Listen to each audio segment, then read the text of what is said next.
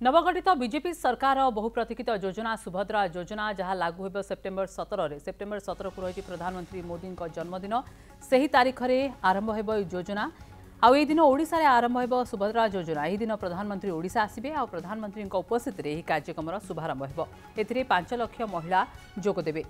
राज्यर नवगठित बीजेपी सरकार का बहु प्रतीक्षित योजना सुभद्रा योजना निर्वाचन समय यार प्रतिश्रुति देता बीजेपी आ सेप्टेम्बर 17 तारीख में यार शुभारंभ होने घोषणा करछंती दिल्ली रे मुख्यमंत्री मोहन माझी। सुभद्रा योजना रे जो प्रत्येक महिला को 50,000 टंकार भाउचर दिया महिला को सशक्तिकरण करने एवं ताहा ये 100 दिन भितर कार्यक्रम रे आपंकर सेप्टेम्बर मास 27 तारीख रे सेप्टेम्बर मास 17 तारीख रे माननीय प्रधानमंत्री जन्मदिन अच्छी एवं से जन्मदिन रे सुभद्रा योजना रिलीज हो निजे प्रधानमंत्री ओडिशा जिबे एवं 5 लाख महिला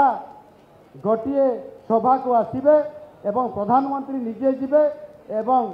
ये सुभद्रा योजना लॉन्चिंग हे से दिन आपण मैंने अनुरोध निमंत्रण रहा से दिन जाकि पहुँचे ये भव्य कार्यक्रम में योगदान करेंगे।